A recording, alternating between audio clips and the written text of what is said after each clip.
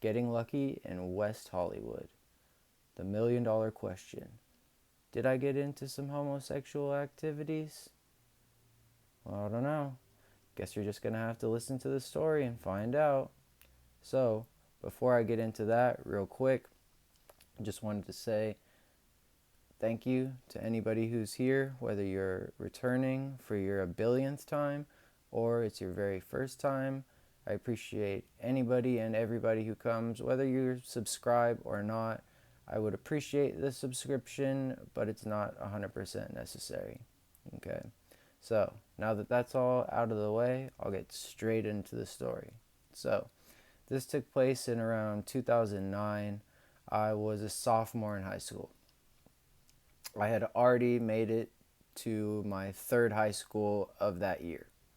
So, I'm in ceramics class. I can remember this shit like it was yesterday. So, I'm in ceramics class and I get a text message. Actually, I got a call. I picked it up in the class and it was my homie Holiday. And he called me and he's like, "Yo, I'm going to take the bus up to I'm going to take the train up to Hollywood and I'm going to get tatted. You want to back me up?" And, a normal 15-year-old kid would probably be like, "Ah, shit, I got to stay at school." But I was like, "Yeah, sure. Shoot through, pick me up." So I literally, after that class ended, I left school. He picked me up. We go down to the Metro line station that's right there off of like Inglewood and Marine. And he parks his car there. He has like a Volkswagen type, like that 70s show style car. And parks his car there. We get onto the train. And I forget what line it was, but we take that for like a cool minute. And then we take that to another we take that to a bus, and then we take that bus to a stop that makes us go underground, and then we end up taking the subway in LA, and we take that for another like fucking like 45 minutes or whatever because it has to stop every so often. And then finally we get spit up and we kind of walk around the corner and we're right there on Sunset and like I don't know, Vine or something. A huge like it's where the McDonald's is. There's like a curve if you're going down Sunset, like it's like a curve. It's where the House of Blues used to be and all that. Like it was right there. And the shop, I can still remember the name. The shop was called Shamrock Tattoo, and it was right there. If you Google it, I don't know if it's still there. This is a really old story, but it could possibly still be there. So, mind you, I had not asked like I said, the homie Holiday, he was probably like 5 years, 6 years older than me. I never asked him what he was getting done, never asked him how long he thought it was going to take. Like I didn't ask any questions at all. And so like we get there and we get to the shop, and I look hella young. Like I always looked young, but especially like me at 15, I looked probably like I was fucking 10 or something. But these people in the tattoo shop were actually really cool with me because it was just me and my homie, and like they were letting me like chill in there and like smoke. I was like smoking cigarettes and I was like playing pool with like bikers and shit. I swear to God, I swear on everything I love. So like I'm there, and what my homie decided to get was he decided to get his last name in letters that are like this wide in cursive going down his rib cage sideways, going down or going long ways down his rib cage like that. And if you know anything about tattoos, you know that that's a serious spot to get done. And for someone whose last name was almost 10 letters and it was in cursive too, and just the font and everything, like it was definitely an aggressive tattoo. Like there's no other way to put it. I didn't know what his plan was. Like I said, I didn't ask. I probably should have asked, but I didn't. So they take him, and they take him like back in the little, like it's not like I can't see him or nothing. He's just behind this little wall that's like I don't know, 4 feet or something. So I can see him. I'm just like, I'm playing pool. Like, I'm literally have like a cigarette in my mouth and I'm playing pool with these like fucking bikers with like gray beards and shit. We're all getting along and stuff. They're like buying me beer.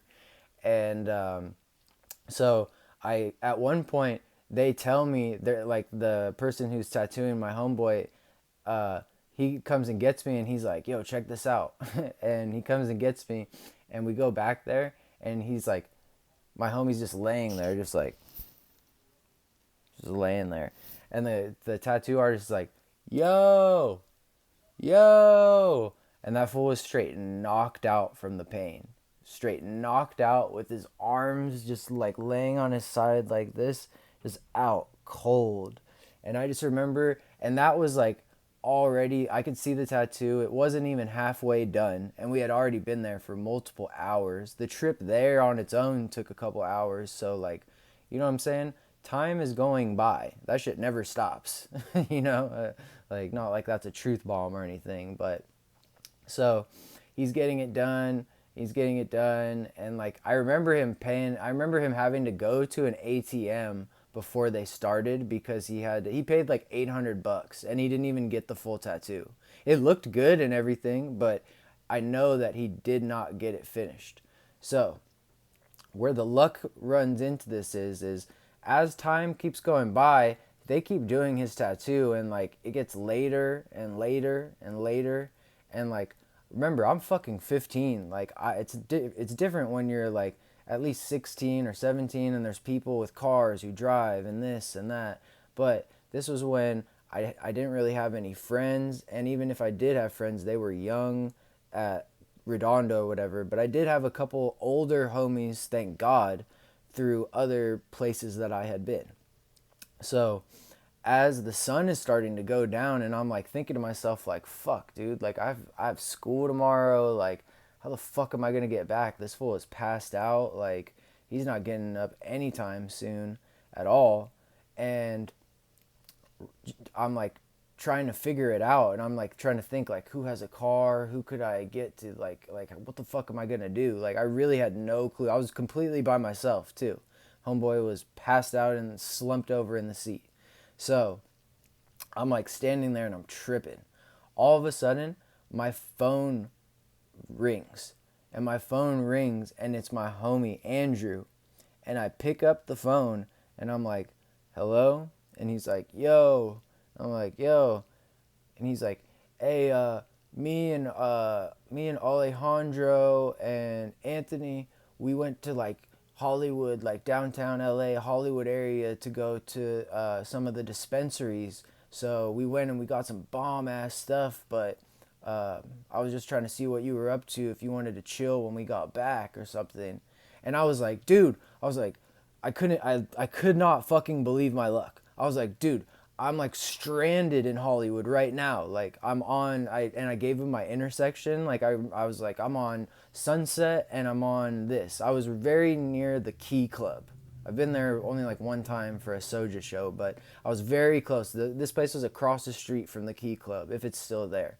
So someone they were with went with me to that show at the Key Club. So when I said that it was near there, he knew exactly where to go. And they looked it up and he was like, oh, dude, we're like 10 minutes away from there. I was like, can you please pick me up? Like, please, I don't have a way of getting back. This fool's getting tatted. I don't know when he's going to be done. He's been in the chair for like 6 hours. He still has more hours to go.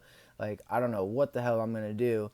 And it just so happened that there was an empty seat in the corner of the car. The amount of people that it was, driver, passenger, one person in the back. So there was one spot for me. So they were able to come, shoot through, pick me up, and I'll always remember the ride home because instead of taking a freeway or whatever, the homie that was driving, he literally just went to Western and he took Western all the way from Hollywood all the way to the South Bay. He just went down Western as far as you can go.